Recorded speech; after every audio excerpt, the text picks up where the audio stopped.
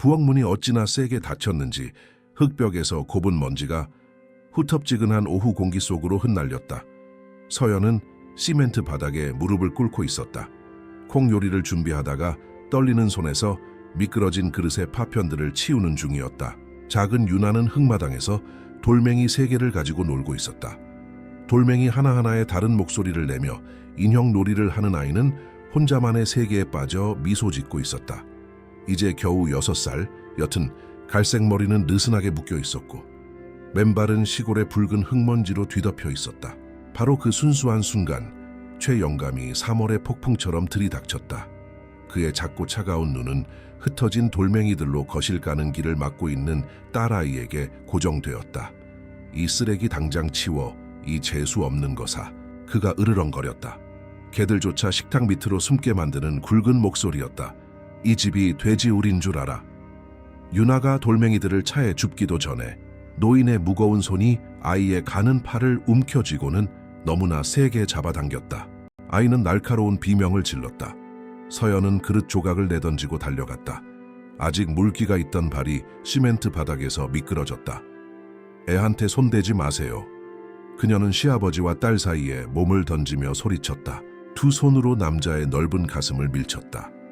최 영감은 놀라서 한 걸음 물러섰지만 이내 그의 눈은 위험하게 가늘어졌다. 뭐야, 이제 네가 나한테 명령이라도 하는 거냐, 이 계집애가? 그는 분노에 찬 목소리로 말을 뱉었다. 유나는 엄마 다리에 매달려 조용히 울었다. 작은 손가락이 낡은 면치마 자락을 꽉 쥐었다.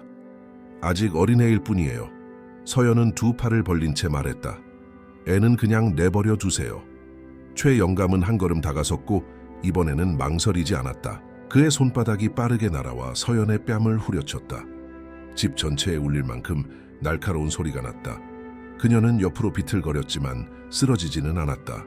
입안에서 피맛이 날 때까지 입술을 깨물었다. 그가 자신의 눈물을 보고 즐거워하게 둘 생각은 없었다. 유나 앞에서만은 절대로. 복대서 강 여사가 쑥떡 한 접시를 들고 나타났다. 검게 염색한 머리는 높게 틀어 올린 채였다. 그녀는 서연이 너무나 잘 아는 그 지루한 표정으로 장면을 훑어보았다. 이제 와서 울기라도 하겠다는 거니 얘? 강 여사는 느릿한 목소리로 말하며 떡을 한 입 베어 물었다. 항상 순교자인 척 무슨 영웅이라도 되는 양 앞에 나서는 꼴이라니 지겹지도 않니? 그녀는 마치 흥미없는 동물을 보듯 서연을 쳐다보며 천천히 떡을 씹었다. 저 애도 아무짝에도 쓸모없어. 지 아비를 쏙 빼닮았지. 유나는 엄마에게 매달려 흐느꼈다. 온몸이 떨리고 있었다. 우리 엄마 내버려둬, 할머니. 아이는 가느다란 목소리로 간신히 말했다. 제발요. 최 영감은 웃었다. 즐거움이라곤 없는 건조한 소리였다. 이제는 저 쬐끔한 것까지 명령질이네. 그는 익숙한 동작으로 허리띠를 풀었다. 낡고 두꺼운 가죽 허리띠가 마치 공격 직전의 뱀처럼 공중에서 흔들렸다. 이 버르장머리 없는 놈에게 어른 공경하는 법을 가르쳐줘야지. 서연은 유나를 등 뒤로 끌어당겼다. 딸의 작은 몸이 등에 착 달라붙는 것이 느껴졌다. 차라리 저를 때리세요. 그녀는 다리가 후들거렸지만 턱을 치켜들고 말했다. 하지만 애는 안 돼요. 허리띠가 휙 소리를 내며 공기를 갈랐고 서연의 등을 그대로 가격했다. 얇은 블라우스 너머로 가죽이 살을 파고들었다. 그녀는 턱이 아플 정도로 이를 악물었다. 비명을 지르지 않을 작정이었다. 절대로. 두 번째 타격은 더 강하게 날아왔다. 살이 찢어지고 빛바랜 파란색 옷감 위로 피가 번졌다. 유나는 등 뒤에서 그만하라며 소리를 질렀지만 서연은 방패처럼 팔을 벌린 자세를 유지했다. 세 번째 타격에 무릎이 꺾이기 시작했지만 그녀는 쓰러지지 않았다. 마음을 울리는 더 많은 이야기를 보고 싶으시다면 저희 채널을 구독해주세요. 강 여사가 복돼서 마치 날씨 이야기라도 하듯 말했다. 그만 좀 소란 피워, 서연아. 내 그 질질 짜는 소리 때문에 떡 맡아 버리겠다. 그녀는 포크를 핥고는 계속해서 먹었다. 항상 저렇게 극성이었어. 내 아들이 널 이 집에 데려온 날부터 사고 칠 줄 알았다니까. 허리띠가 다시 한번 내려쳐졌고 이번에 서연은 무릎을 꿇었다. 얼굴이 차가운 바닥에 부딪혔다. 유나는 그녀 옆에 무릎을 꿇고 작은 손으로 엄마를 일으키려 애썼다. 엄마, 일어나. 아이는 멈추지 않고 울었다. 제발 엄마. 최 영감은 서연 옆 바닥에 침을 뱉었다. 이렇게 내 자리를 배우는 거다. 건방진 것. 그는 허리띠를 다시 차며 말했다. 다음번엔 인정사정 없을 줄 알아. 강 여사는 이미 거실로 돌아가고 있었다. 이웃들이 기도회하러 오기 전에 저 피부터 닦아. 이 망신스러운 꼴 보이기 싫으니까. 그녀는 어깨너머로 말했다. 그리고 저애 좀 일찍 재워. 젖된 송아지처럼 낑낑대는 소리 더는 못 들어주겠으니까. 두 사람이 나가자 현관문이 닫혔고 부엌 한가운데 엄마와 딸만 남았다. 유나의 흐느낌만이 무거운 침묵을 깼다. 서연은 등이 불타는 듯 욱신거렸지만 억지로 몸을 일으켰다. 딸을 끌어당겨 꽉 안아주었다. 괜찮아 우리 아가. 그녀는 작은 귓가에 속삭였다. 엄마가 여기 있잖아. 아무도 널 다치게 못해. 하지만 그 말을 하면서 그녀는 자신의 내면에서 무언가 변하는 것을 느꼈다. 몸을 태우는 것은 단순한 육체적 고통이 아니었다. 그것은 분노였다. 이 집에서 수년간 짓밟히며 자라온 오래되고 깊은 분노였다. 매질을 당한 후 며칠 동안 서연은 거의 움직일 수 없었다. 등을 움직일 때마다 허리띠에 생생한 기억이 되살아났다. 그녀는 땅이 갈라질 듯한 햇볕 아래 마당의 빨래터에서 빨래를 하고 요리를 하고 청소하며 집안일을 천천히 해냈다. 유나는 혼자 있기 무서워 엄마 곁을 떠나지 않고 방에서 방으로 따라다녔다. 엄마 우리 여기서 떠날 수 있어? 어느 날 밤 두 사람이 함께 쓰는 뒷방의 얇은 요에 누워 아이가 물었다. 안 된단다 딸아. 서연은 아이의 머리를 쓰다듬으며 대답했다. 하지만 언젠가는 꼭 갈 거야. 유나는 고개를 끄덕이고 서연이 낡은 천 조각으로 만들어준 헝겊 인형을 가슴에 꼭 안았다. 리나 인형 이름 낫다가 그러는데 내가 크면 우리 둘만 사는 집에 살 수 있대. 아이는 인형에 대해 말했다. 꽃이 가득한 넓은 마당이 있는 집. 서연은 가슴이 미어지는 것을 느꼈다. 6살짜리 딸이 한창 장난감과 과자를 생각해야 할 나이에 탈출을 꿈꾸고 있었다. 그럼 당연하지. 그녀는 어떻게 그럴 수 있을지 몰랐지만 약속했다. 세이가 심고 싶은 건 뭐든지 다 심을 수 있을 만큼 아주 넓은 마당이 있을 거야. 최 영감은 세상의 주인인 양가슴을 펴고 집 안을 돌아다녔다. 문 밖에서는 이웃들에게 큰 소리와 거짓 웃음으로 인사했다. 그는 마을에서 존경받는 사람이었다. 재산계, 땅과 가축의 주인이었다. 모두가 그가 지나갈 때면 고개를 숙였다. 교회 여자들은 강 여사가 저렇게 부지런하고 능력 있는 남편을 둬서 얼마나 운이 좋은지 서로 수군거렸다. 만약 그들이 이 벽 안에서 무슨 일이 일어나는지 알았다면 강 여사는 그녀 나름대로 더 지독했다.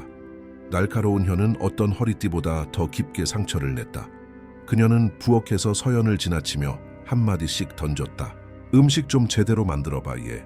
혹은 내 옷 더러운 것 좀 봐. 거짓골이 따로 없네. 서연이 윤에게 먼저 밥을 주면 강 여사는 눈을 흘겼다. 계속 저 애를 오냐 해봐라. 어떻게 되나 보자. 너랑 똑같은 쓸모없는 인간으로 만들 테니. 서연은 피가 날 때까지 혀를 깨물었다. 모든 모욕과 굴욕을 가슴속에 타오르는 불씨처럼 담아두었다. 말싸움은 에너지를 낭비하는 일이라는 것을 배웠기에 더 이상 대꾸하지 않았다. 그리고 그 에너지는 더 큰 일을 위해 아껴둬야 했다. 어느 날 밤 유나가 인형 린의 뺨을 기댄 채 잠들었을 때 서연은 방천장의 균열을 바라보았다. 커튼 없는 창문으로 들어온 달빛이 벗겨진 벽을 비췄다. 바로 그 고요 속에서 그녀는 복수를 생각하기 시작했다. 소리치고 싸우는 그런 종류의 복수가 아니었다. 문을 박차고 뛰쳐나가 그들이 나중에 죄책감을 느끼길 바라는 것도 아니었다. 최 영감과 강 여사는 죄책감 같은 건 몰랐다. 그들이 이해하는 것은 오직 힘뿐이었다. 서연이 그들을 파괴하고 싶다면 그들이 정말로 아파하는 곳을 찔러야 했다. 자존심, 평판, 그들이 쌓아올린 완벽한 가족이라는 이미지. 최 영감은 마을에서 얻는 존경을, 모두가 그를 얼마나 정의롭고 성실한 사람으로 보는지를 자랑했다. 강 여사는 주일 미사 때마다 풀먹인 드레스와 완벽한 쪽머리를 뽐내며 으스댔다. 모든 기도회에 참석했고 매주 여자들을 집으로 초대해 묵주기도를 드렸다. 그녀의 집은 질서와 신앙의 본보기였다. 적어도 모두가 그렇게 생각했다. 평판은 그들의 산소였다. 그것 없이는 질식해 죽을 터였다. 그리고 서연은 바로 그곳을 조일 작정이었다. 하지만 먼저 자신을 치유해야 했다. 매일 밤 유나가 잠든 후 그녀는 작은 화장실로 가수돗물에 수건을 적셨다. 등의 상처에 천천히 발랐다. 가끔은 마당에서 자라는 알로에 잎을 따서 찢어진 살에 발랐다. 그녀는 벽에 걸린 깨진 거울 속 자신을 보았다. 퀭한 눈, 처진 어깨. 하지만 그 깊은 곳에서 새롭게 빛나는 무언가도 보았다. 불꽃이었다. 고통의 불꽃이 아닌 목적의 불꽃이었다. 몇 주가 흐르고 집안의 삶은 아무 일도 없었던 것처럼 계속되었다. 최 영감과 강 여사는 저녁 식사 때 더 크게 웃었고 손님을 맞았으며 깨끗한 집과 풍족한 음식, 정돈된 삶을 과시했다. 그들은 서연의 침묵을 굴복이라고 생각했다. 그것이 전략이라는 것을 그들은 몰랐다. 그녀는 부엌 찬장에서 잊혀진 낡은 공책을 찾아 모든 것을 기록하기 시작했다. 공책을 요 밑에 숨겨두고 매일 밤 모두가 잠든 것을 확인한 후에야 촛불을 켜고 글을 썼다. 모든 모욕, 모든 따귀, 유나가 밀쳐지고 욕을 듣고 밥을 굶었던 모든 순간을 기록했다. 날짜, 시간, 그들이 사용했던 정확한 단어들을 적었다. 그것으로 무엇을 할지는 아직 몰랐지만 중요하단 것은 알았다. 그것은 증거였다. 기록된 진실이었다. 무기였다. 어느 날 밤 유나가 그녀가 글 쓰는 것을 보고 조용히 물었다. 그게 뭐야, 엄마? 숙제야? 서연은 희미하게 미소 지었다. 응, 딸아. 아주 중요한 숙제란다. 그것이 생존을 위한 숙제라고 시부모의 몰락을 한 글자 한 글자 쌓아 올리고 있다고는 말하지 않았다. 전환점은 2달 후에 찾아왔다. 유나가 마을 학교에서 발표회가 있었다. 성 프란치스코 이야기를 다룬 연극에 참여하기로 되어 있었다. 크레이프지로 만든 날개를 단 작은 새 역할을 맡았다. 아이는 자신이 말해야 할 단 한 문장을 며칠 동안이나 연습했다. 성 프란치스코는 모든 동물이 하느님의 피조물이기 때문에 사랑하셨어요. 아이는 마당을 거닐며 노래하듯 그 말을 반복했다. 서연은 맨 앞줄에 앉아 지켜보겠다고 약속했다. 최 영감과 강 여사도 가겠다고 말했다. 유나는 너무 기뻐서 몇 달 만에 처음으로 할머니를 껴안았다. 하지만 발표회 당일 학교에는 서연 혼자였다. 그녀에게는 너무 작은 어린이용 의자에 앉아 시작을 기다렸다. 그녀 옆에 2 자리는 비어 있었다. 커튼이 열리고 유나가 비뚤어진 날개를 달고 임시 무대에 등장했을 때 아이의 눈은 관중 속에서 할머니와 할아버지를 찾았다. 그들을 찾지 못하자 신이 났던 미소는 서서히 시들었다. 아이는 성 프란치스코는 모든 동물이 하느님의 피조물이기 때문에 사랑하셨어요 라는 대사를 정확히 말했지만 목소리는 작고 생기가 없었다. 발표회가 끝나고 유나가 물었다. 할머니랑 할아버지는 오셨어, 엄마? 서연은 딸 앞에 무릎을 꿇고 작은 얼굴을 조심스럽게 감쌌다. 안 오셨어, 딸아. 하지만 엄마는 봤어. 넌 정말 완벽했어. 유나는 웃으려 했지만 눈에는 눈물이 가득 찼다. 2 분은 나를 안 좋아하시는 거지, 엄마? 그 질문이 비수처럼 서연의 가슴을 꿰뚫었다. 그런 거 아니야, 아가. 그녀는 달리 할 말이 없어 거짓말을 했다. 그날 밤 집에 돌아왔을 때 초의 영감과 강 여사는 베란다에서 커피를 마시고 있었다. 웃으며 지인 댁에 방문했던 이야기를 나누고 있었다. 발표회가 어땠는지 묻지도 않았다. 바로 그날 밤 유나가 인형 리나를 껴안고 잠들었을 때 서연은 최종 결정을 내렸다. 이제 됐다. 더 이상 기록만 하지는 않을 것이다. 더 이상 참기만 하지는 않을 것이다. 행동에 나설 것이다. 그녀는 천천히 아주 작게 시작했다. 모든 것을 새로운 눈으로 관찰했다. 최 영감은 매일 아침 면도하러 갈 때 지갑을 항상 식탁 같은 자리에 둔다는 것을 알아챘다. 강 여사는 잠금 해제된 휴대폰을 소파에 아무렇게나 던져둔다는 것을 알았다. 그들의 패턴, 시간, 습관을 파악했다. 누구를 방문하는지, 누구와 대화하는지, 돈은 어디에 보관하는지. 그녀는 장날이면 교회 앞 광장에 나가기 시작했다. 채소를 파는 아주머니들과 가게 주인과 빵집 아내와 대화했다. 누구 험담도 하지 않았다. 그저 듣고 묻고 배웠다. 마을에서 누가 중요한 인물인지, 누가 영향력이 있는지, 최 영감과 강 여사가 누구에게 가장 잘 보이려고 애쓰는지 알아냈다. 최 영감이 성당의 사목회 위원 자리를 노리고 있다는 것을 알게 되었다. 그가 자부심을 갖고 늘 언급하던 자리였다. 이 신부님이 자신을 뽑을 것이라고 진지한 사람이 운영해야 한다고 말했다. 강 여사가 다음 성모회 모임을 자기 집에서 주최할 것이라는 것도 알았다. 그녀는 이미 몇 주 전부터 모든 것을 계획하고 있었다. 식탁보를 고르고 다과 목록을 만들었다. 모든 것이 다른 여자들에게 깊은 인상을 주고 자신이 완벽한 안주인임을 보여주기 위함이었다. 그것들이 그들의 왕좌였다. 그리고 서연은 그 왕좌를 벽돌 하나하나 해체할 작정이었다. 어느 목요일 아침 초의 영감이 외양간으로 나가고 강 여사가 시내에 장을 보러 갔을 때 서연은 요 밑에서 공책을 꺼내 기록을 옮겨 적기 시작했다. 이름은 쓰지 않은 채 상세한 편지를 썼다. 모든 것을 털어놓았다. 구타, 욕설, 굶주리게 방치된 아이, 쓰레기처럼 취급받는 손녀, 노예처럼 부려지는 며느리. 그녀는 분노 없이 오직 사실과 날짜만을 담아 정성 들여 썼다. 각 편지는 잊혀진 동전들을 모아 몰래 산 누런 봉투에 담았다. 그녀는 해가 뜨기 전 새벽에 집을 나서 봉투를 돌리기 시작했다. 이 신부님 댁 문 밑으로 하나를 밀어 넣었다. 남자들이 모여 담소를 나누는 가게 카운터에 다른 하나를 두었다. 성모회를 이끄는 여자의 장바구니에 하나를 넣었다. 또 다른 하나는 주민회장 댁으로 향했다. 편지들은 유령처럼 조용하고 익명으로 도착했지만 진실의 무게를 담고 있었다. 변화는 한꺼번에 오지 않았다. 느린 독처럼 서서히 찾아왔다. 처음에는 가게 주인이 최 영감에게 예전처럼 열정적으로 인사하지 않았다.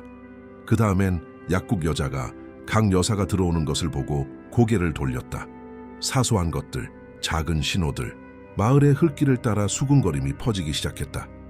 최 영감은 눈치챘지만 이해하지는 못했다. 사람들이 이상해졌어. 어느 날 저녁 식사 때 그가 불평했다. 다들 날 질투하는 거야. 강 여사도 변화를 느꼈다. 미사가 끝나도 여자들이 더 이상 그녀와 이야기하기 위해 멈추지 않았다. 미소는 더 짧아졌고 더 거짓스러워졌다. 할 일 없는 사람들이나 하는 가십거리겠지. 그녀는 말했지만 목소리에는 걱정이 서려 있었다. 그리고 마지막 일격이 가해졌다.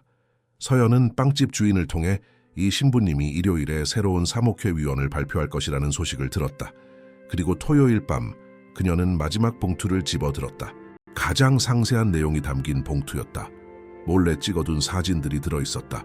최 영감이 벽으로 밀쳤을 때 생긴 유나의 등에 난 보라색 멍 자국 사진, 서연 자신의 찢어진 입술 사진, 찢어진 옷 사진, 각 사진 밑에는 손으로 쓴 설명이 있었다.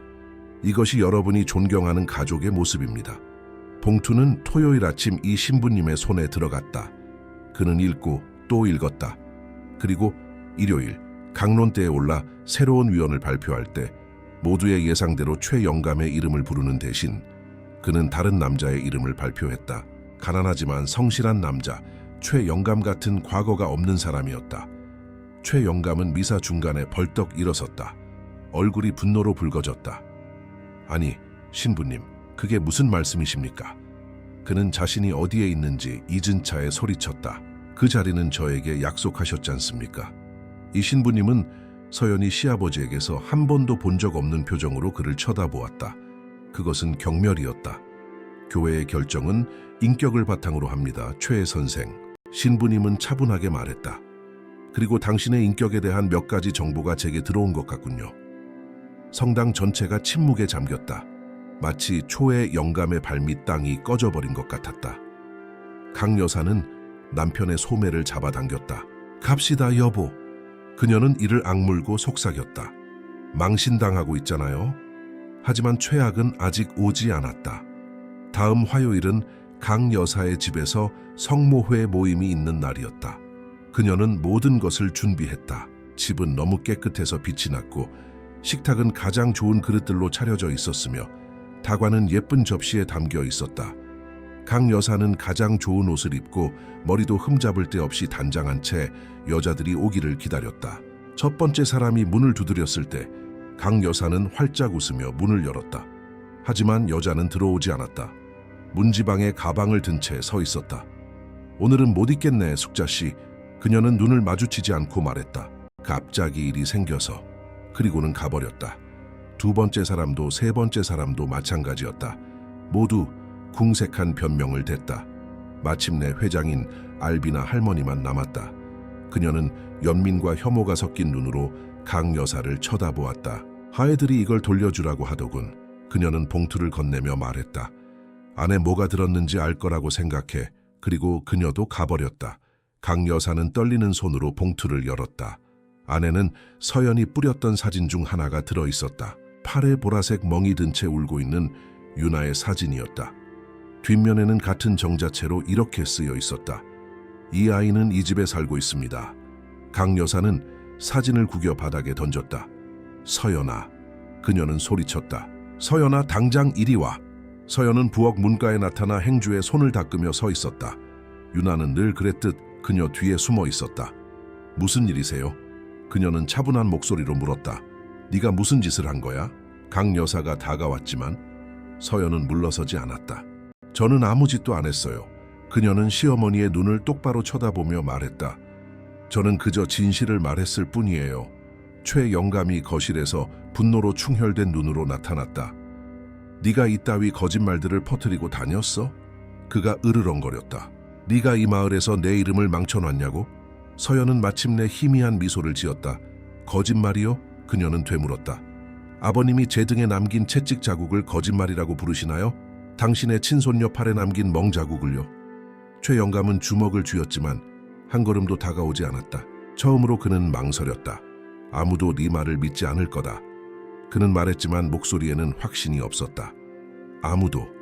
서연은 유나의 손을 잡으며 말했다. 이미 다들 믿었어요. 집에 내려앉은 침묵은 서연이 평생 들어본 것 중 가장 달콤했다. 그 후 몇 주는 집안에 무거운 침묵이 흘렀다. 어떤 싸움보다 더 크게 소리치는 종류의 침묵이었다. 최영감과 강 여사는 성난 유령처럼 방 안을 돌아다니며 서연을 쳐다보지도 윤에게 말을 걸지도 않았다. 아이는 이제 너무 시끄럽게 놀까봐 마당에서 노는 것조차 두려워했다. 엄마, 할아버지는 왜 나한테 더 이상 말을 안 해? 어느 날 오후 유나가 엄마를 도와 빨랫줄에 빨래를 널며 물었다. 한낮에 강한 햇볕이 젖은 빨래 더미에 내리쬐고 있었다. 서연은 이불을 손에 든 채 멈춰 서서 딸을 바라보았다. 크고 순수한 눈이 이치에 맞는 대답을 기다리고 있었다. 때로는 어른들도 자신들이 한 일에 대해 생각할 시간이 필요하단다. 에이, 그녀는 조심스럽게 단어를 고르며 말했다. 그리고 생각하는 건 아픈 일이라서 그래서 조용해지는 거야. 유나는 고개를 끄덕였지만 납득한 것 같지는 않았다. 나는 싸우는 거 싫어. 아이는 인형 리나를 껴안으며 속삭였다. 무서워. 서연은 이불을 내려놓고 뜨거운 흙바닥에 그대로 무릎을 꿇었다. 딸을 가까이 끌어당겼다. 내가 무서워하는 거 알아, 우리 아가. 하지만 엄마가 약속할게. 우리한테 나쁜 일은 일어나지 않을 거야. 엄마가 막아줄게. 하지만 속으로는 폭풍이 아직 지나가지 않았다는 것을 알았다. 그것은 태풍의 눈일 뿐 혼돈이 다시 오기 전에 기만적인 고요함이었다. 마을에서 최영감의 평판은 너덜너덜해졌다. 예전에는 모자를 벗어 인사하던 남자들이 이제는 그가 길을 지나가면 시선을 피했다. 장기를 두고 정치 이야기를 하던 그의 아지트였던 가게는 적대적인 공간이 되었다.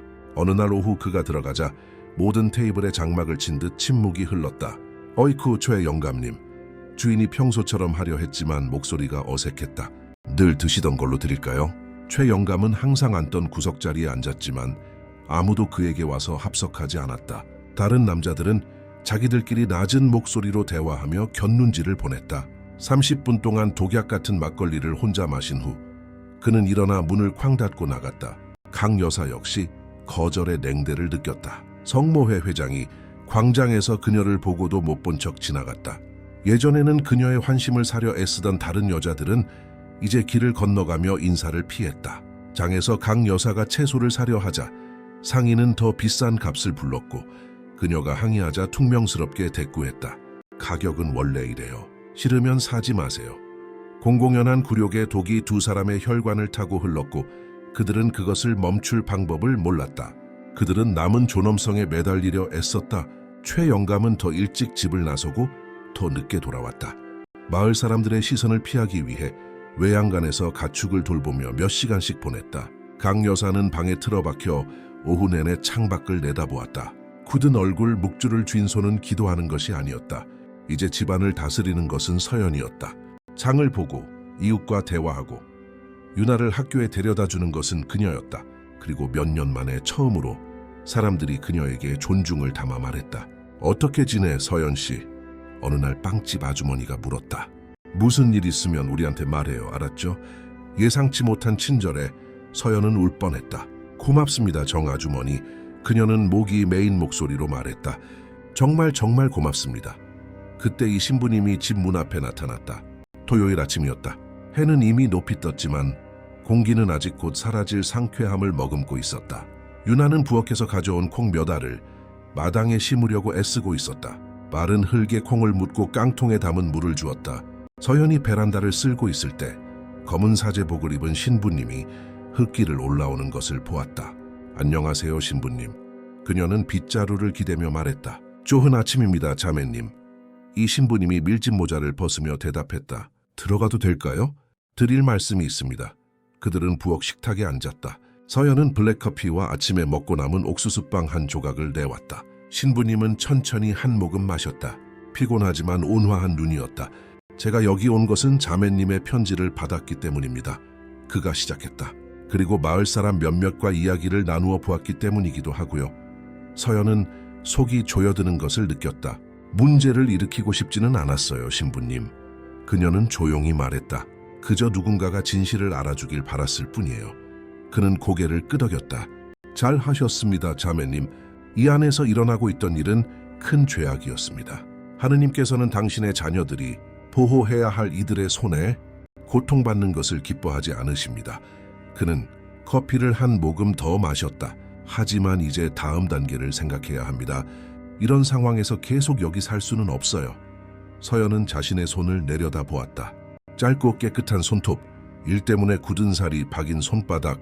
저는 갈 곳이 없어요, 신부님. 그녀는 인정했다. 여기엔 가족도 없고 모아둔 돈도 없어요. 이 집을 나가면 딸과 함께 길거리에 나앉게 될 거예요. 이 신부님은 깊은 한숨을 쉬었다. 그럴 줄 알았습니다. 그가 말했다. 그래서 제안을 하나 하러 왔습니다.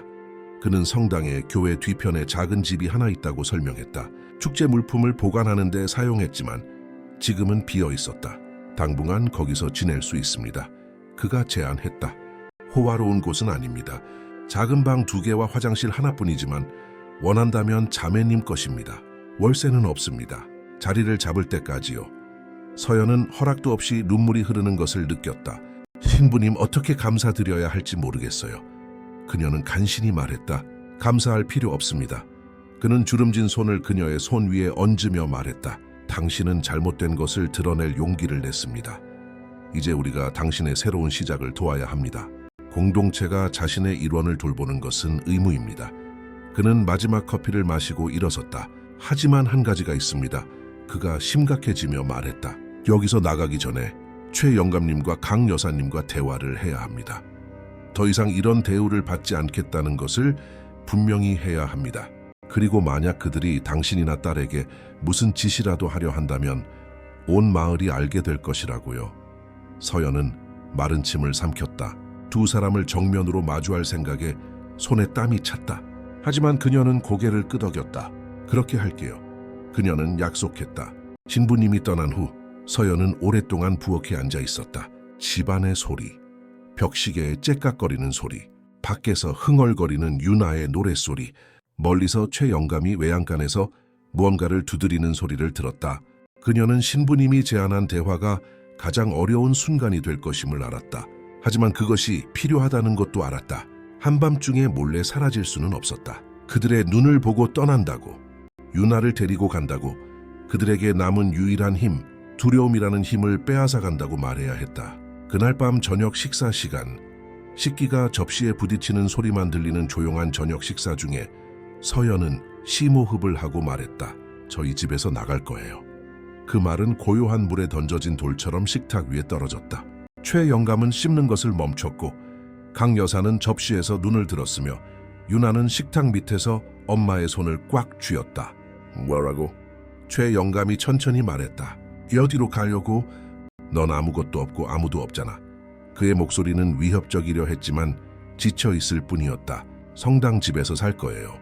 서연은 심장이 불규칙하게 뛰었지만 목소리를 굳건히 유지하며 대답했다. 아, 신부님께서 저와 유나를 위해 거처를 마련해 주셨어요. 강 여사는 쓴 웃음을 지었다. 아, 이제 교회의 보호라도 받으시겠다? 참 보기 좋네 얘. 보기 좋아. 그녀는 독을 품고 말했다. 이제 구걸하며 살겠구나. 내 딸도 거지로 키우고 서연은 의자가 바닥에 긁히는 소리를 내며 일어섰다. 얻어맞으며 키우는 것보다는 거지로 키우는 게 나아요. 그녀는 시어머니를 똑바로 쳐다보며 말했다. 매일같이 굴욕을 삼키는 것보다는 도움을 청하는 게 낫고요. 최 영감이 손으로 식탁을 내리치자 접시들이 들썩였다. 딸의 손녀를 아무데도 데려가지 못해. 그가 소리쳤다. 그 애는 여기 있어. 바로 그때 서연은 수년간 쌓아온 모든 분노가 목구멍으로 치밀어 오르는 것을 느꼈다. 당신 son녀요? 그녀는 거의 웃을 뻔했다. 당신은 한 번도 그 애를 손녀로 대한 적이 없어요. 항상 골칫덩어리, 쓰레기처럼 대했잖아요. 그런데 이제 와서 신경 쓰는 척하세요? 그녀는 유나의 손을 잡고 가까이 끌어당겼다. 우리는 내일 아침 일찍 떠날 거예요. 그리고 만약 막으려 하거나 저나 이 애한테 손가락 하나라도 댄다면 맹세코 경찰서에 가서 모든 걸 다시 말할 거예요. 이번에는 고소장과 함께요. 침묵이 다시 찾아왔다. 하지만 이번에는 달랐다. 두려움의 침묵이 아니라 패배의 침묵이었다. 최 영감과 강 여사는 자신들이 졌다는 것을, 더 이상 통제력이 없다는 것을, 수년간 부수려 했던 여자가 다시 일어서서 그들 앞에 서 있다는 것을, 그 어느 때보다 강해져 있다는 것을 알았다. 가라, 강 여사가 마침내 말했다. 목소리는 낮고 씁쓸함으로 가득했다. 가서 다시는 돌아오지 마. 내 얼굴 다시는 보고 싶지 않으니까. 서연은 고개를 끄덕였다. 걱정 마세요. 그녀는 말했다. 다시는 볼 일 없을 테니까요. 그날 밤 그녀와 유나는 천가방에 얼마 안 되는 짐을 쌌다. 옷 몇 벌과 인형 리나, 서연이 보물처럼 간직하던 기록 공책, 그리고 유나가 겨우 2살 때 오토바이 사고로 세상을 떠난 서연의 죽은 남편, 즉 유나의 아버지의 낡은 사진 한 장이 전부였다. 새 집에서는 행복할까, 엄마? 유나가 작은 옷들을 개며 물었다. 그럼 우리 아가, 서연은 약속했다. 다를 거야. 우리만의 공간이 될 거야. 그들은 그 마지막 밤을 함께 잤다. 얇은 요 위에서 서로를 껴안고 밖에서 우는 귀뚜라미 소리와 멀리서 짖는 개 짖는 소리를 들었다. 해가 아직 제대로 뜨기도 전에 서연은 유나를 조심스럽게 깨웠다. 자, 따라갈 시간이야. 그들은 가진 옷 중에 가장 좋은 옷을 입고 가방을 들고 소리 없이 뒷문으로 나갔다. 집은 아직 잠들어 있거나 잠든 척하고 있었다. 서연은 마지막으로 뒤를 돌아보았다. 그토록 많은 고통과 괴로움을 간직한 벽들을 보며 슬픔이 아닌 안도감을 느꼈다. 너무나 커서 아플 정도의 안도감이었다. 그들은 아직 텅 빈 흙길을 걸었다. 오직 둘뿐이었고 첫 햇살이 하늘을 주황색과 분홍색으로 물들이고 있었다. 유나는 엄마의 손을 꼭 잡고 걸음을 옮길 때마다 발밑에서 붉은 먼지를 일으켰다. 엄마, 저것 봐, 정말 예쁘다. 아이가 하늘을 가리켰다. 세상이 불타는 것 같아. 서연은 미소 지었다. 새로운 세상이 시작되는 거야. 그녀는 말했다. 성당 집은 정말 작았다. 아주 작은 방 2개, 겨우 가스레인지 하나 들어갈 만한 부엌 찬물 샤워기가 있는 화장실. 하지만 닫히는 문이 있었고 바람이 들어오는 창문이 있었다. 그리고 그 안에는 아무도 소리치거나 때리거나 굴욕을 주지 않을 것이었다. 완벽해요. 이 신부님이 그들을 위해 문을 열어주었을 때 서연은 말했다. 완벽 그 이상이에요.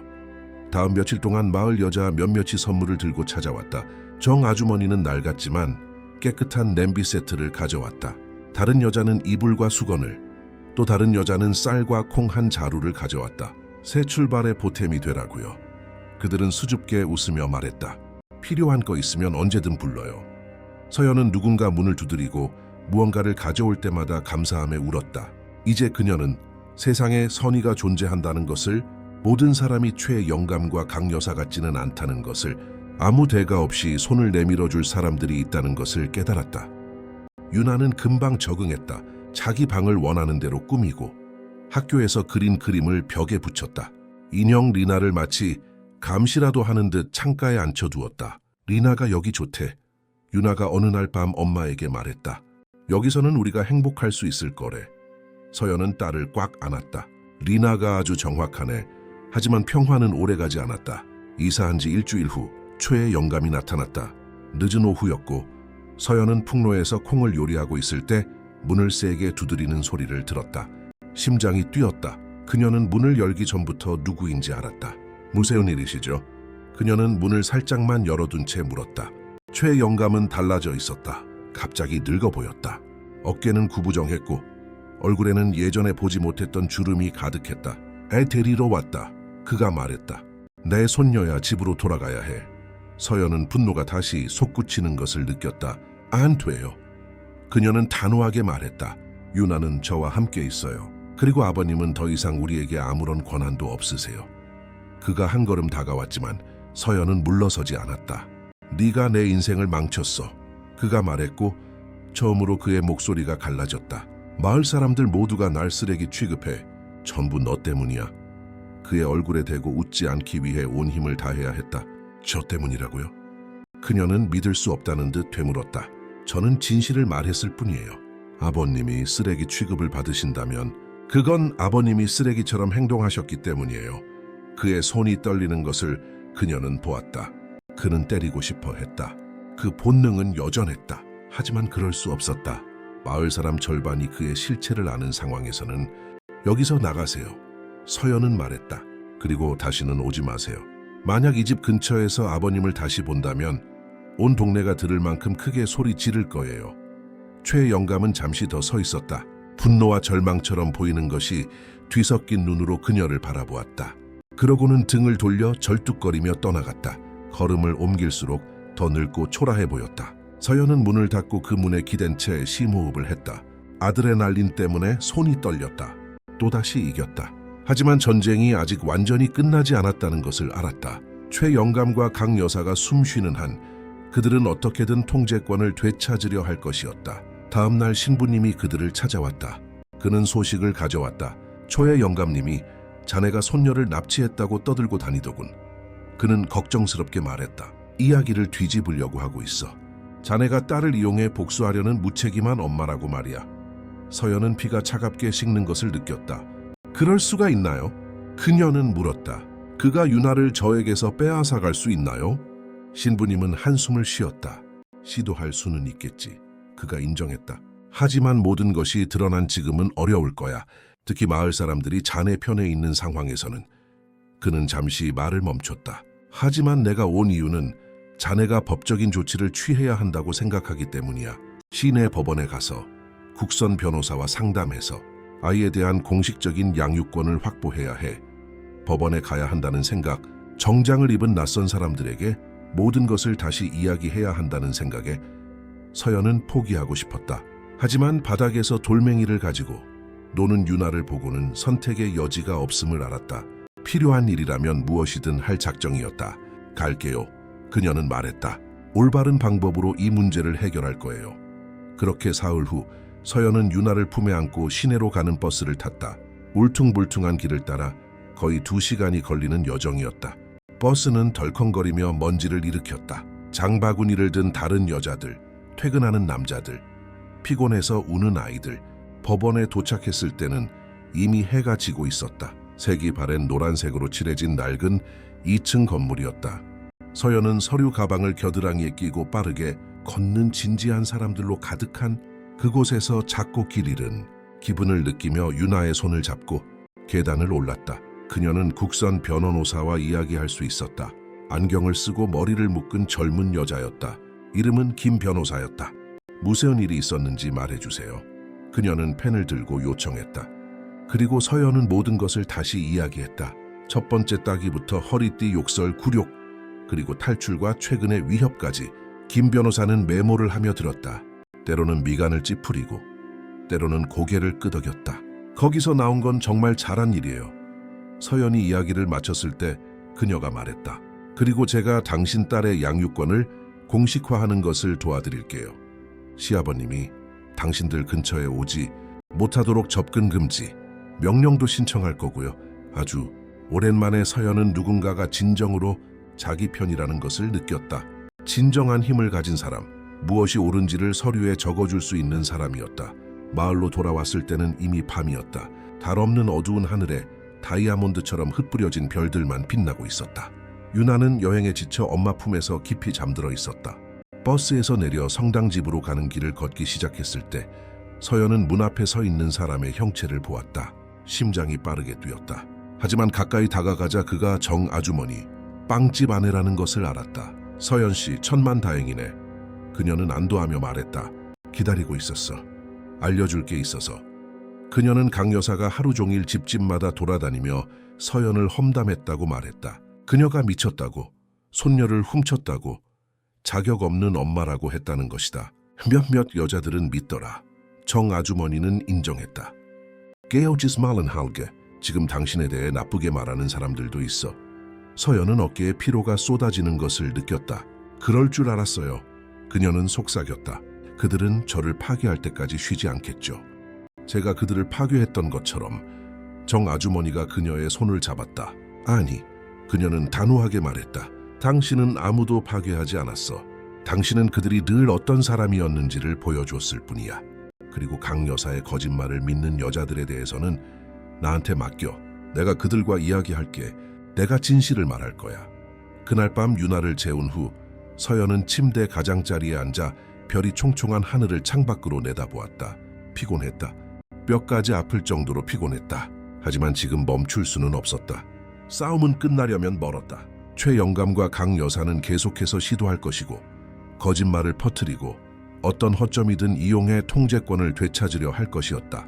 그녀는 그들보다 더 강하고 더 똑똑하고 더 끈질겨야 했다. 그녀는 모든 기록이 담긴 낡은 공책을 들고 다시 쓰기 시작했다. 이번에는 과거에 대한 것이 아니었다.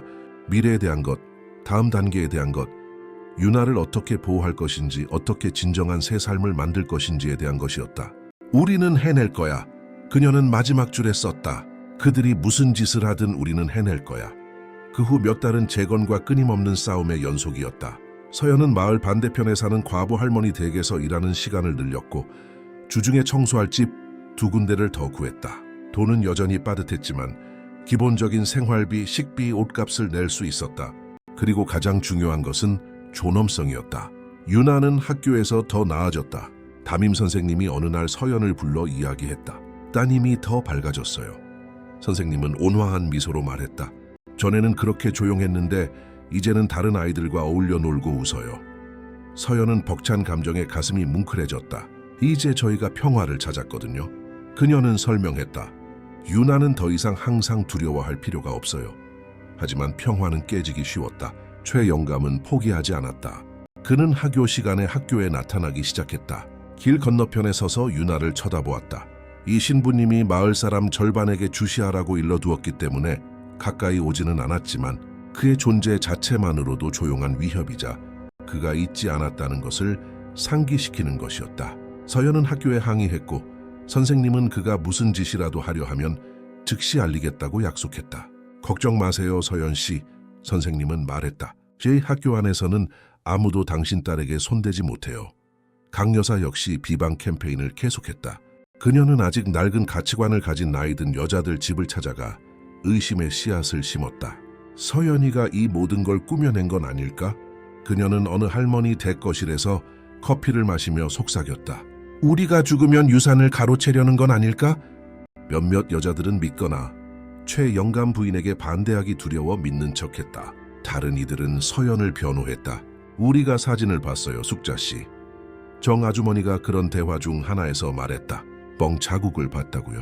그런 걸 꾸며낼 수는 없어요. 마을은 아니었다. 서연의 편에 선 사람들과 시부모의 편에 선 사람들이 있었다. 광장에서의 만남은 지뢰밭이 되었다. 인사하는 사람이 친구인지 적인지 알 수 없었다. 모든 것을 바꾼 사건이 일어난 것은 바로 그때였다. 화요일 오후였다. 서연이 과부 할머니 댁에서 다림질을 하고 있을 때 유나가 울면서 달려왔다. 얼굴은 눈물로 붉어졌고 블라우스는 찢어져 있었다. 엄마! 아이는 도착하기도 전에 소리쳤다. 엄마 나와줘. 서연은 다리미를 내려놓고 딸에게 달려갔다. 무슨 일이야? 무슨 일이 있었어? 그녀는 무릎을 꿇고 아이가 다쳤는지 살폈다. 유나는 너무 심하게 흐느껴서 거의 말을 할 수 없었다. 할머니가 학교에 왔어. 아이는 흐느낌 사이로 간신히 말했다. 선생님한테 나 데리러 왔다고 했어. 엄마가 허락했다고. 서연의 피가 차갑게 식었다. 그래서 선생님이 허락하셨어? 그녀는 이미 분노가 치밀어 오르는 것을 느끼며 물었다. 거의. 유나는 손등으로 눈물을 닦으며 대답했다. 그런데 내가 소리 질렀어. 가기 싫다고. 그래서 선생님이 이상하게 생각하고 할머니를 보냈어. 근데 할머니가 엄청 화냈어. 엄마, 나쁜 말 했어. 서연은 작은 몸이 떨리는 것을 느끼며 딸을 힘껏 껴안았다. 무슨 말을 했는데? 그녀는 알아야만 했다. 유나는 훌쩍였다. 엄마가 거짓말쟁이래. 전부 꾸며낸 거래. 나를 이용해서 할머니랑 할아버지를 아프게 한대. 아이는 크고 겁에 질린 눈으로 엄마를 바라보았다. 정말이야, 엄마? 엄마가 꾸며낸 거야? 그 질문은 어떤 허리띠보다, 어떤 따귀보다 더 아팠다. 아니야, 우리 아가. 서연은 딸의 얼굴을 두 손으로 잡고 말했다. 엄마는 아무것도 꾸며내지 않았어. 내가 말한 건 모두 사실이야. 할아버지가 우리한테 못되게 굴었던 거. 기억나지? 기억나? 유나는 천천히 고개를 끄덕였다. 기억나. 아이는 속삭였다. 응, 기억나. 그날 밤 서연은 이 신부님 댁으로 갔다. 문을 어찌나 세게 두드렸는지 그가 놀랄 정도였다. 서연 씨, 깜짝이야. 들어와요. 그가 길을 터주며 말했다. 그녀는 들어가서 모든 것을 쏟아냈다. 학교에서 있었던 강 여사의 시도, 계속 퍼지는 거짓말, 유나를 잃을지도 모른다는 끊임없는 두려움에 대해 이야기했다. 저는 못 견디겠어요, 신부님. 그녀는 말했고 처음으로 그 앞에서 눈물을 보였다. 저는 모든 걸 제대로 하고 있어요. 일하고 딸을 돌보고 누구 험담도 안 해요.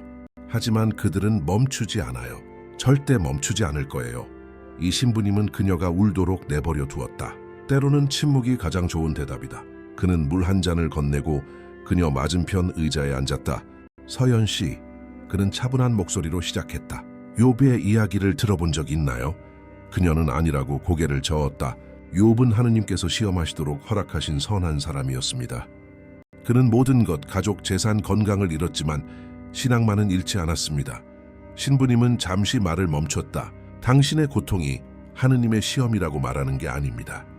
그게 아니에요. 제가 말하고 싶은 것은 당신의 힘이 시험받고 있고 당신은 통과하고 있다는 겁니다. 당신은 포기하지 않았고 그 집으로 돌아가지 않았으며 그들이 당신 딸을 망가뜨리도록 내버려 두지 않았습니다. 그는 앞으로 몸을 기울였다. 하지만 이제는 말보다 더 강한 것이 필요합니다. 법이 필요해요.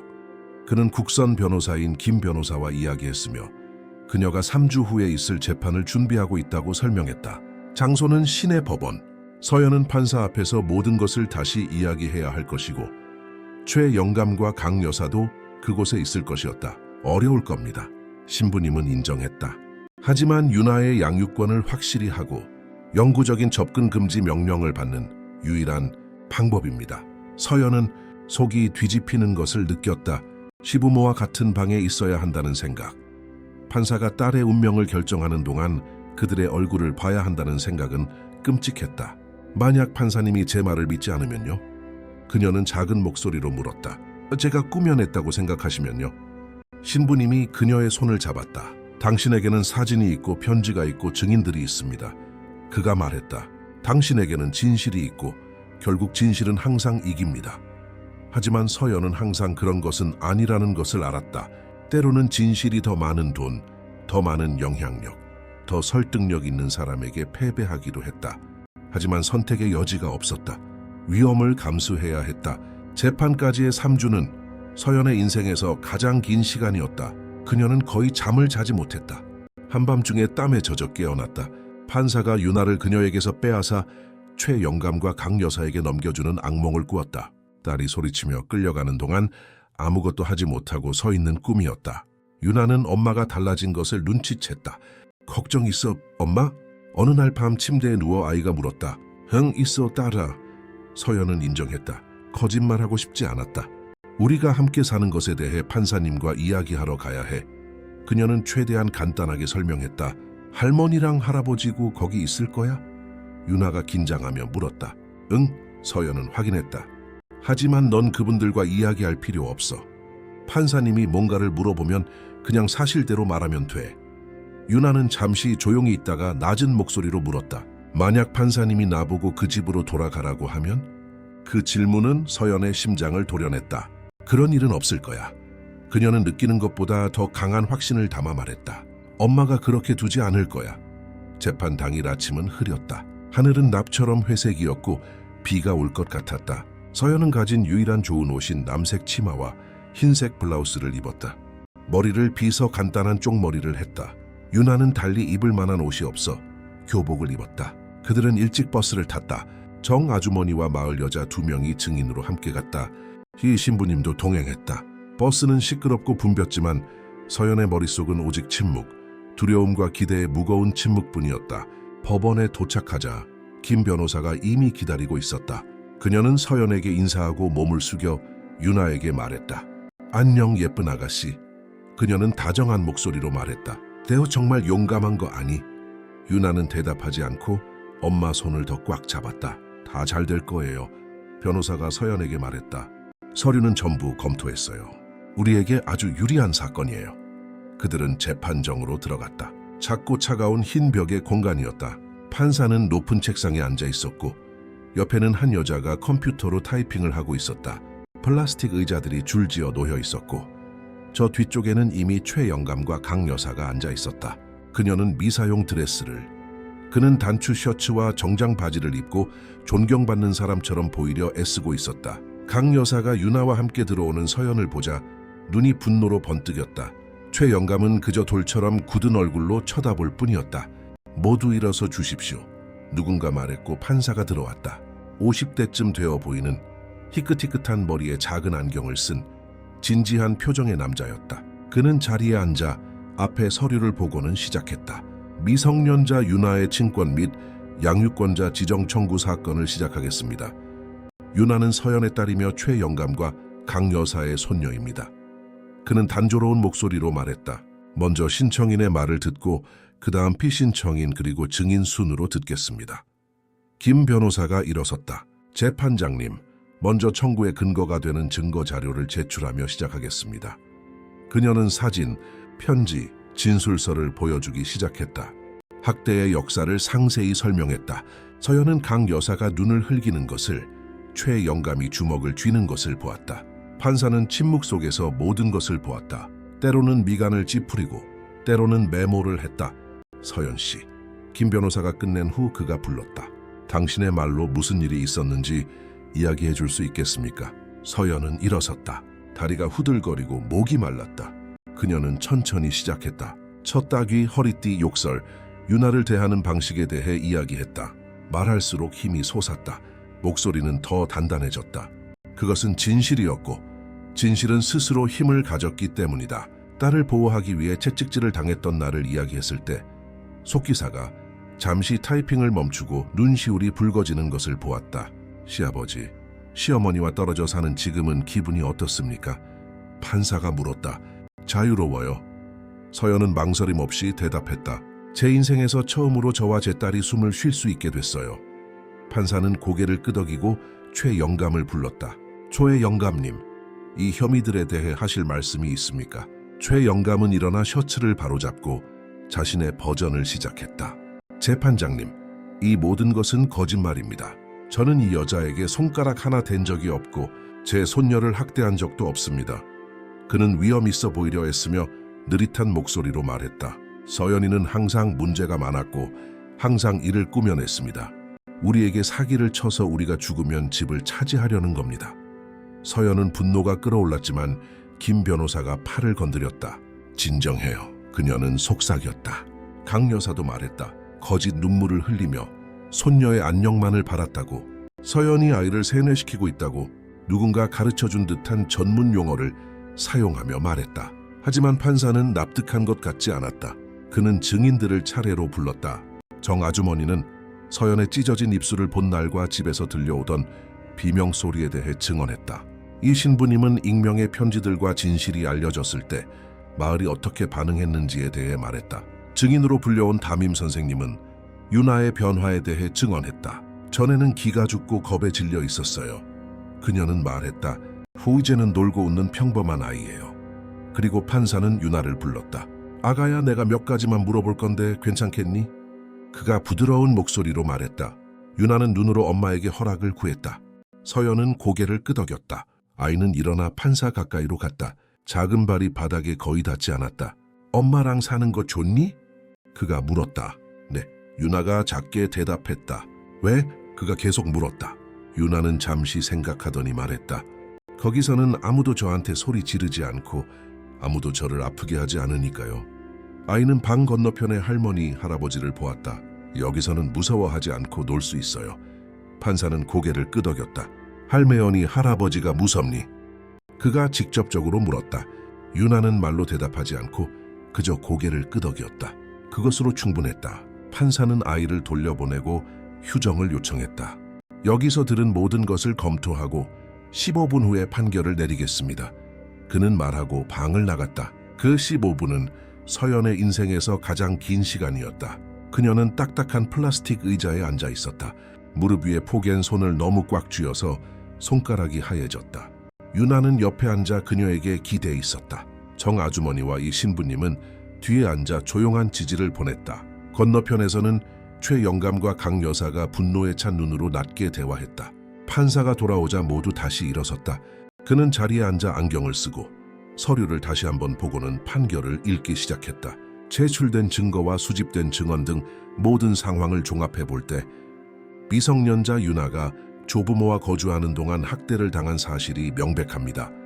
그는 명확한 목소리로 말했다. 사진, 진술, 증인들 모든 것이 어머니의 주장을 뒷받침합니다. 서연은 심장이 터질 듯 뛰는 것을 느꼈다. 따라서 서연 씨의 친권 및 양육권자 지정 청구를 인용합니다.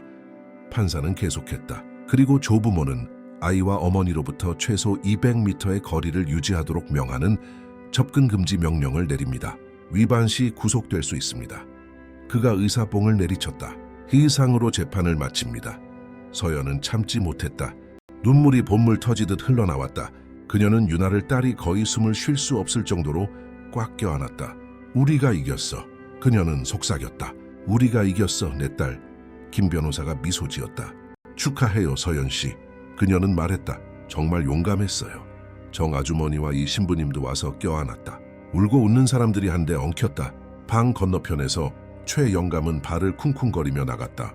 강 여사는 이번에는 진짜 패배의 눈물을 흘리며 그를 따랐다. 아무도 그들을 쫓지 않았고 아무도 신경 쓰지 않았다. 마을로 돌아오는 버스는 더 가볍게 느껴졌다. 하늘은 맑게 개었고 강한 햇살이 땅을 말리고 있었다. 유나는 엄마 품에서 잠들었다. 얼굴에 작은 미소를 띤 채 서연은 창밖으로 시골 풍경이 지나가는 것을 보았다. 소박한 집들, 선인장들, 마른 풀을 뜯는 염소들. 그리고 아주 오랜만에 진짜 희망과 비슷한 것을 느꼈다. 더 이상 위장된 두려움도 억지로 낸 용기도 아니었다. 최악의 상황이 지나갔다는 진짜 희망이었다. 재판 이후 몇 달은 재건의 시간이었다. 서연은 과부 할머니 댁에서의 일하는 시간을 늘리고 주중에 청소할 집 2군데를 더 구했다. 돈은 여전히 빠듯했지만 기본적인 생활비, 식비, 옷값을 낼 수 있었고 무엇보다 존엄성을 지킬 수 있었다. 유나는 오랜 가뭄 끝에 마침내 물을 만난 식물처럼 활짝 피어났다. 학교에서 친구들을 사귀고 집에 그림을 가져오기 시작했다. 형형색색의 꽃과 굴뚝에서 연기가 피어오르는 집이 가득한 종이들이었다. 엄마 이것 봐. 아이는 자랑스럽게 보여주었다. 우리 집 그렸어. 그림 속 집에는 항상 구석에 커다란 해가 있었고 때로는 무지개가, 때로는 새들이 날고 있었다. 서연은 부엌벽에 각 그림을 테이프로 붙여 행복의 갤러리를 만들었다. 하지만 상처는 하룻밤 사이에 아물지 않았다. 유나는 여전히 가끔 악몽을 꾸었고 울면서 엄마를 부르며 깨어났다. 그들이 날 데리러 올 거야. 아이는 흐느끼며 말했다. 날 데려갈 거야. 그러면 서연은 아이를 안고 천천히 흔들어주며 어릴 적 자신의 어머니가 불러주던 오래된 자장가를 나지막이 불러주었다. 자장자장 우리 아가, 잘도 잔다 우리 아가. 아이가 다시 잠들 때까지 최 영감과 강 여사에 대한 소식은 소문을 통해 간간히 들려왔다. 그들은 마을에서 외톨이가 되었다. 아무도 인사하지 않았고 아무도 방문하지 않았다. 예전에는 기도회와 베란다 담소로 항상 사람들로 붐비던 그들의 집은 이제 텅 비고 조용했다. 정 아주머니는 시장에서 강 여사를 한 번 봤다고 말했다. 완전히 망가졌더라. 그녀는 서연에게 말했다. 잠도 제대로 못 잔 얼굴에 염색도 안 한 머리, 구겨진 옷차림이었어. 서연은 동정심을 느끼지 않았다. 그랬다고 말하면 거짓말일 것이다. 하지만 남의 불행에 기쁨을 느끼지도 않았다. 그저 무관심했다. 그들은 더 이상 중요하지 않았다. 그녀의 길을 가로막고 그녀를 파괴하려 했지만 실패한 두 사람일 뿐이었다. 어느 토요일 오후 서연이 마당에서 빨래를 널고 있을 때 흙길을 따라 한 형체가 다가오는 것을 보았다. 얼굴을 보기도 전에 걸음걸이를 알아보았다. 강 여사였다. 심장이 조여왔다. 유나야 안으로 들어가. 그녀는 차분한 목소리를 유지하며 말했다. 방에서 놀아. 아이는 말을 들었지만 창문 틈으로 엿보고 있었다. 강 여사는 울타리에서 멈췄다. 접근 금지 명령을 알기에 들어오지 않았다. 그녀는 서연이 기억하는 것보다 더 작아 보이는 모습으로 서 있었다. 무슨 일이세요? 서연은 다가가지 않고 물었다. 할 말이 있어서 왔다. 강 여사가 말했다. 목소리는 쉬고 지쳐 있었다. 부탁할 게 있어. 서연은 거의 웃을 뻔했다. 부탁이요? 그녀는 믿을 수 없다는 듯 되물었다. 저한테 부탁할 게 있으시다고요? 강 여사는 마른 침을 삼켰다. 그녀의 눈은 서연의 눈을 마주치지 못하고 옆으로 피했다. 영감님이 아프다. 그녀가 말했다. 심장이 약해졌어. 의사가 오래 못 버틸지도 모른다고 하더구나. 그녀는 잠시 말을 멈췄다. 우리는 아무도 없다, 서연아. 도움이 필요해. 항상 그렇게 거만하고 자신감 넘치던 여자가 이제 도움을 청하는 모습은 이상했다. 낡은 가방끈을 쥔 손은 떨리고 있었고 어깨는 구부정했다. 제가 두 분께 뭘 빚졌다고 생각하세요? 서연이 물었다. 오래된 분노가 수면 위로 다시 떠올랐다. 저와 유나에게 한 모든 짓을 생각하면요. 강 여사는 마침내 그녀를 바라보았다. 그리고 그녀의 눈에는 서연이 전에 본 적 없는 무언가, 즉 후회가 담겨 있었다. 우리가 잘못했다는 거 안다. 그녀는 조용히 말했다. 우리가 잔인했다는 거 알아. 그녀는 흘러내리는 눈물을 닦았다. 하지만 우리는 늙었고 외롭다. 온 마을이 우리에게 등을 돌렸어. 서연은 가슴속에서 무언가 움직이는 것을 느꼈다. 정확히 동정심은 아니었다. 더 복잡한 감정이었다. 한때 전능했던 두 사람이 이제 완전히 무너졌다는 인식이었다. 도와드릴 수 없어요. 서연이 마침내 말했다. 모셔요. 이해하시겠어요? 제게는 아직 흉터가 있고 유나는 아직도 악몽을 꿔요. 그냥 잊을 수가 없어요. 강 여사는 천천히 고개를 끄덕였다. 이해한다. 그녀는 말했다. 그냥 부탁하러 온 거야. 네가 승낙할 거라고 기대하지는 않았어. 그녀는 몸을 돌려 떠나가려다 멈췄다. 고개를 돌렸다. 미안하다, 서연아. 그녀가 말했다. 정말로 미안해. 이게 무슨 의미가 있을지는 모르겠지만. 그리고 그녀는 떠나갔다. 느린 걸음이 붉은 흙먼지를 일으켰다. 서연은 그녀가 시야에서 사라진 후에도 오랫동안 그곳에 서 있었다. 이름 붙일 수 없는 감정의 소용돌이를 느꼈다. 분노와 슬픔, 그리고 어떤 순환의 마무리가 시작되는 듯한 감정이 뒤섞여 있었다. 그날 밤, 그녀는 이 신부님과 있었던 일에 대해 이야기했다. 그들은 신부님 댁에서 차를 마시고 있었고 유나는 마당에서 신부님의 개들과 놀고 있었다. 도움을 청하더군요. 서연이 말했다. 그리고 저는 어떻게 해야 할지 몰랐어요. 신부님은 생각에 잠겨 천천히 차에 설탕을 저었다. 용서는 복잡한 문제입니다. 그가 말했다. 교회는 용서를 설교하지만 용서가 있는 것을 의미하지는 않는다는 것도 인정합니다. 다시 신뢰하는 것을 의미하지도 다시 위험한 상황에 자신을 두는 것을 의미하지도 않아요. 그는 한 모금 마셨다. 당신을 해친 사람을 도울 의무는 없습니다, 서연 씨. 그녀는 깊은 한숨을 쉬었다. 하지만 자꾸 생각하게 돼요. 그녀는 말했다. 만약 제가 돕지 않고 그들이 고통받도록 내버려 둔다면 저도 그들과 똑같아지는 게 아닐까요? 저도 잔인해지는 게 아닐까요? 신부님은 고개를 저었다. 아닙니다. 그가 단호하게 말했다. 당신이 그들의 고통을 야기한 것이 아니기 때문입니다. 그들은 자신들의 선택으로 고통을 자초했습니다.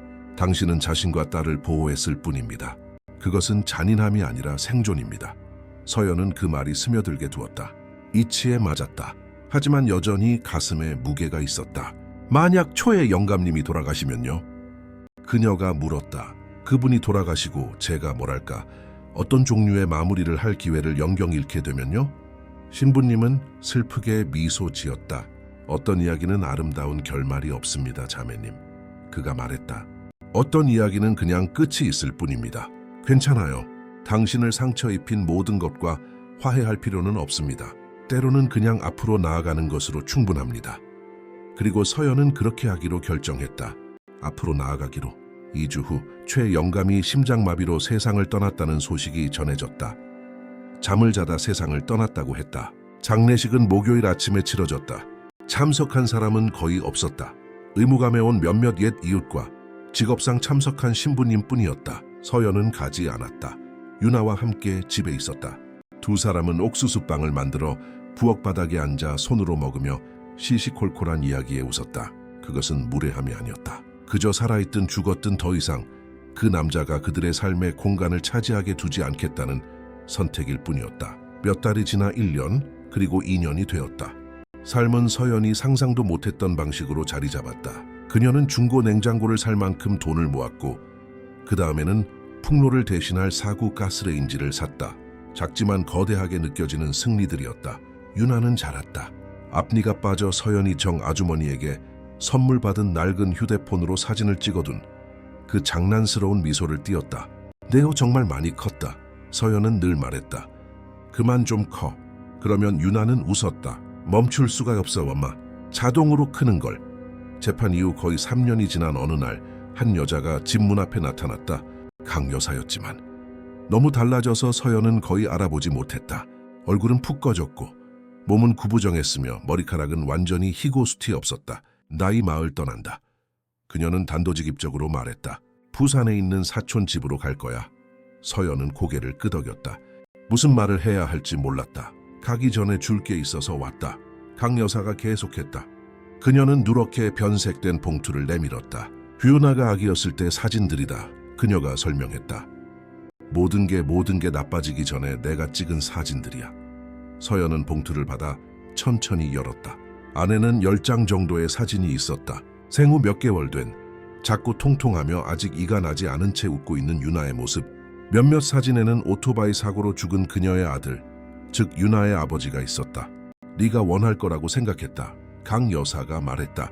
유나가 아버지에 대한 기억이라도 가질 수 있도록. 그것은 작지만 의미 있는 행동이었다. 강 여사가 제공할 수 있는 가장 가까운 형태의 보상이었다. 고맙습니다. 서연은 말했고 이번에는 진심이었다. 이건 아이에게 정말 큰 의미가 될 거예요. 강 여사는 고개를 끄덕였다. 잠시 더 서 있다가 무언가 더 말하고 싶어 하는 듯했지만 말을 찾지 못했다. 잘 지내라 서연아. 그녀가 마침내 말했다. 내온 강한 여자야. 내가 평생 그랬던 것보다 더. 그리고 그녀는 마지막으로 떠나갔다. 서연은 윤에게 보여주기 전에 혼자 사진들을 보았다. 사진 속에서 웃고 있는 죽은 남편을 보았다. 너무 젊고 생기가 넘쳤다. 그에 대한 사랑 짧았지만 진실했던 사랑을 기억했다.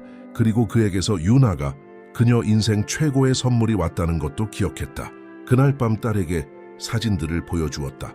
이게 누군지 봐. 그녀는 가리키며 말했다. 이분이 내 아빠야. 유나는 신성한 것을 다루듯 조심스럽게 사진들을 받았다. 조용히 한 장 한 장 살펴보았다. 잘생겼다. 아이가 마침내 말했다. 네오랑 똑같았어. 서연이 미소 지으며 말했다. 네오 아빠 미소를 닮은 거 아니? 유나는 사진 위로 손가락을 스쳤다. 아빠를 알았으면 좋았을 텐데. 아이는 작은 목소리로 말했다. 아빠는 널 좋아했을 거야. 서연은 장담했다. 네오를 아주 많이 사랑했을 거야. 그들은 마분지와 테이프로 만든 임시 앨범에 사진들을 넣었다. 서연이 예상치 못했던 치유의 순간이었다. 과거가 현재를 독살하지 않도록 하면서 과거를 기리는 방법이었다. 세월은 계속 흘렀다. 유나는 10대가 되었고 아름답고 총명한 아가씨로 성장했다. 항상 반에서 1등이었고 항상 계획과 꿈이 있었다. 나 대학교 갈 거야 엄마. 그녀는 말했다. 변호사가 돼서 우리처럼 힘든 일을 겪는 여자들을 도울 거야. 서연은 자부심으로 가슴이 벅찼다. 네온 할 수 있을 거야. 그녀는 말했다. 네가 원하는 건 뭐든지 다 할 수 있을 거야. 성당집은 진정한 보금자리가 되었다. 그들은 마당에 꽃을 심었다. 울타리를 타고 오르는 식물들, 오후를 향기롭게 하는 장미들. 이제 그들에게는 식탁이 있었다. 소박하지만 아름다운 나무 식탁. 그곳에서 매일 밤 함께 식사하며 하루 일과 계획, 삶에 대해 이야기했다. 서연은 결코 부자가 되지 못했다. 계속해서 집 청소를 했지만 그것은 생활비를 벌고 유나가 공부할 수 있게 해주는 정직한 노동이었다. 그녀의 이야기를 통해 도움을 받은 몇몇 여자들이 그녀를 찾아오기 시작했다. 서연 씨, 저도 비슷한 상황을 겪고 있어요. 한 여자가 말했다. 조언 좀 해주실 수 있을까요? 그러면 서연은 조언해 주었다. 자신이 배운 것을 이야기하고 국선 변호사를 소개해주고 지지를 보내주었다. 자신도 모르는 사이에 그녀는 마을에서 일종의 기준이 되어 있었다. 맞서 싸우고 고발하고 승리한 여자. 이 신부님은 항상 말했다. 당신은 영감입니다, 서연 씨. 그러면 그녀는 대답했다. 저는 그저 해야 할 일을 했을 뿐이에요. 어느 특별한 밤, 유나가 이미 15살이 되었을 때 그들은 문턱에 앉아 시골의 맑은 하늘에 밝게 빛나는 별들을 보고 있었다. 엄마, 유나가 말했다. 후회하는 거 있어? 서연은 대답하기 전에 오랫동안 생각했다. 너무 늦게 반응한 걸 후회해. 그녀는 솔직하게 말했다. 네가 그렇게 나쁜 걸 많이 보게 한 걸 후회해. 유나는 엄마 어깨에 머리를 기댔다. 하지만 엄마가 날 구해줬잖아. 아이가 말했다. 날 거기서 데리고 나왔고 날 위해 싸웠잖아. 그게 중요한 거야. 서연은 딸을 껴안았다. 그리고 다시 하라면 또 할 거야. 그녀는 말했다. 필요하다면 1000번이라도. 그날 밤 하늘은 특히 아름다웠다. 수백만 개의 별이 검은 천에 뿌려진 다이아몬드처럼 보였다. 이렇게 하늘을 볼 때 무슨 생각하는지 알아? 유나가 물었다. 뭔데? 서연이 궁금해했다. 나는 모든 별이 새로운 시작의 기회라고 생각해. 유나가 말했다. 그리고 아무리 어두워져도 어딘가에는 항상 빛이 있다고. 서연은 미소 지었다. 딸은 자신도 모르는 사이에 현자가 되어 있었다. 네오 정말 똑똑하다. 그녀는 말했다. 똑똑하고 용감하고 엄마랑 똑같네. 유나는 웃었다. 용기는 우리가 서로에게서 물려받은 것 같아. 그들은 늦게까지 그냥 하늘을 보며 그곳에 있었다. 더 이상 아무것도 필요하지 않았다. 서로의 존재만으로 충분했다. 그리고 서연은 일어났던 모든 일, 구타, 굴욕, 탈출, 싸움, 승리를 생각했다. 몸과 영혼의 모든 흉터가 그만한 가치가 있었다는 것을 깨달았다. 왜냐하면 그것이 그녀를 바로 이곳 시골의 별이 빛나는 하늘 아래 딸과 함께 앉아있는 이 평화의 순간으로 이끌었기 때문이다. 자유롭고 온전하며 살아있는 그녀가 몇 년 전 계획했던 복수는 소리나 폭력으로 이루어지지 않았다. 진실과 끈기로 이루어졌다. 최영감과 강 여사가 쌓아 올린 거짓의 제국을 벽돌 하나하나 해체하는 것이었다. 존경받는 가족이라는 외피 뒤에 그들이 진정 어떤 사람이었는지를 모두에게 보여주는 것이었다. 결국 그들은 모든 것을 잃었다. 평판, 존경, 영향력, 그리고 자신의 존엄성까지. 서연이 잔인해서가 아니라 그들이 심은 것을 거두었기 때문이다. 그들은 고통을 심고 외로움을 거두었고, 두려움을 심고 거절을 거두었으며, 잔인함을 심고 경멸을 거두었다. 그동안 서연은 용기를 심고 존경을 거두었고, 사랑을 심고 충성을 거두었으며, 진실을 심고 자유를 거두었다. 모든 것이 시작되었던 그 운명적인 일요일로부터 15년이 흘렀다. 유나는 이제 21살의 아가씨가 되어 법대를 졸업하고 지역 국선 변호사 사무실에서 가정폭력 상황에 처한 다른 여성들을 돕고 있었다. 서연은 여전히 집 청소를 했지만 이제는 필요가 아닌 선택이었다. 작은 땅을 사서 방 2개짜리 집을 지을 만큼 충분한 돈을 모았다. 소박하지만 그녀의 집이었고 어릴 적 윤에게 약속했던 것처럼 꽃이 가득한 넓은 마당이 있었다. 어느 토요일 아침 마을에서 축제가 열리는 날, 엄마와 딸이 부엌에서 팥죽을 끓이고 있을 때 문을 두드리는 소리가 났다. 젊은 여자였다. 25살도 안 되어 보였고 아기를 안고 있었으며 화장으로도 다 가려지지 않은 멍든 눈을 하고 있었다. 서연 씨 되시나요? 그녀는 떨리는 목소리로 물었다. 네, 접니다. 서연이 대답했다. 들어오세요. 여자는 들어와서 무너져 내렸다. 익숙한 이야기를 털어놓았다. 폭력적인 남편, 믿어주지 않는 가족, 신고할 용기가 없는 두려움, 아이를 잃을까봐 두려운 마음. 서연은 모든 것을 듣고 커피를 내주고 여자가 숨을 돌릴 수 있도록 아기를 안아주었다. 그리고 말했다. 제가 도와드릴게요. 그녀는 말했다. 하지만 먼저 한 가지 이해해야 할 게 있어요. 당신이 구원받고 싶지 않으면 아무도 당신을 구할 수 없어요. 제가 길을 보여줄 수는 있지만 걸어야 하는 건 당신이에요. 여자는 눈물을 닦으며 고개를 끄덕였다. 아이 상황에서 벗어나고 싶어요. 그녀는 말했다. 하지만 어떻게 해야 할지 모르겠어요. 유나가 다가왔다. 저는 변호사예요. 그녀는 온화하게 말했다. 법적인 부분을 도와드릴 수 있어요. 접근 금지 명령, 이혼 소송, 필요한 건 뭐든지요. 여자는 엄마와 딸 2사람을 보았다. 그리고 그곳에서 이기는 것이 가능하다는, 생존하는 것이 가능하다는, 재건하는 것이 가능하다는 살아있는 예를 보았다. 정말 감사합니다. 그녀는 속삭였다. 정말로 감사합니다. 여자가 서연이 보관해둔 아기 옷으로 가득 찬 가방과 모든 중요한 주소와 전화번호가 적힌 종이를 들고 떠난 후 유나는 엄마를 껴안았다. 또 한 명 구했네. 그녀가 말했다. 아니, 서연이 바로잡았다. 그녀가 스스로를 구할 거야. 우리는 그냥 길을 보여줬을 뿐이야. 그들은 팥죽이 끓고 있는 부엌으로 돌아왔다. 옥수수와 코코넛 밀크의 달콤한 냄새가 집안을 가득 채웠다. 무슨 생각하고 있었는지 알아? 유나가 냄비를 저으며 말했다. 뭔데? 서연이 코코넛을 자르며 물었다. 만약 그 일요일이 없었다면, 엄마가 날 보호하려다 그렇게 맞지 않았다면 어쩌면 우리가 여기까지 오지 못했을지도 모른다고 생각했어. 그녀는 잠시 말을 멈췄다. 이렇게 말하는 게 이상하지만 우리가 겪었던 고통에 감사해. 그 고통이 우리를 강하게 만들었으니까.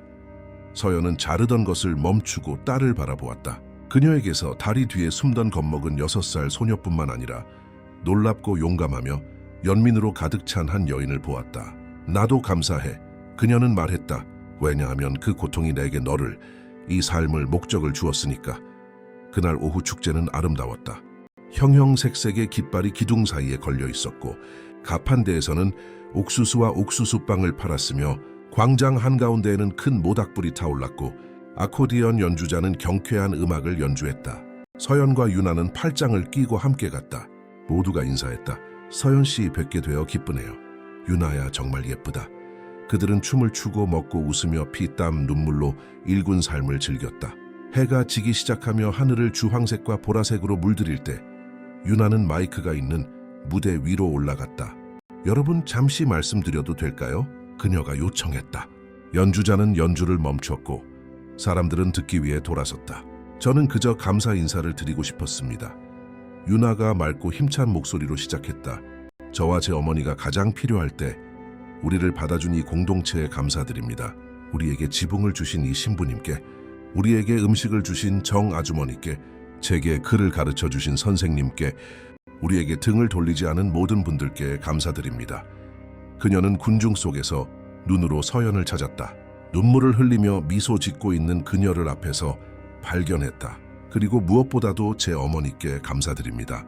제가 아는 가장 용감한 여인, 받아들일 수 없는 것을 받아들일 필요가 없다고 가르쳐 주신 분, 우리가 싸울 수 있고 이길 수 있다는 것을 보여주신 분입니다. 광장 전체가 박수를 쳤다. 서연은 웃으며 눈물을 닦았다. 가슴에 담기에는 너무 벅찬 감정이었다. 축제가 끝난 후 그들은 흙길을 따라 천천히 집으로 걸어 돌아왔다. 보름달이 길을 밝히고 있었다. 모두 앞에서 창피하게 해주어서 고맙다.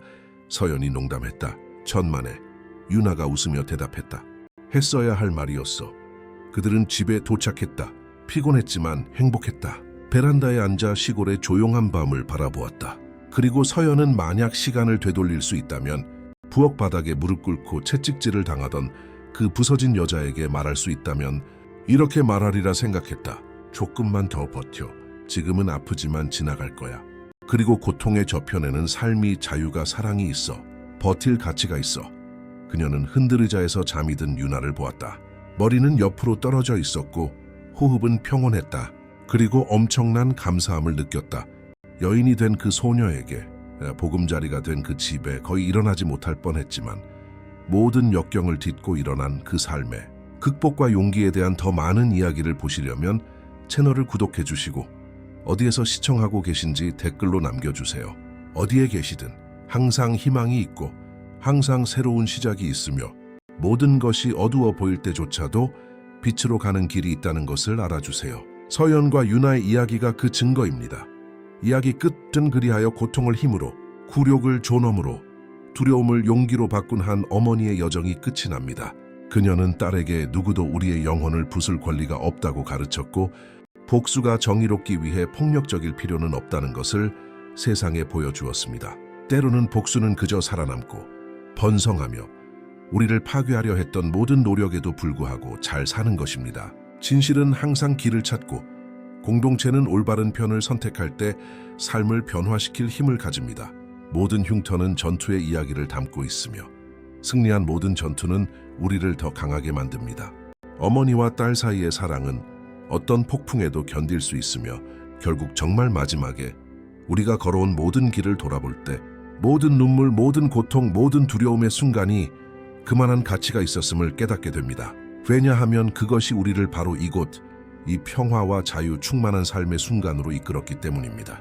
그리고 그것은 값을 매길 수 없는 것이며 아무도 빼앗아갈 수 없는 것입니다.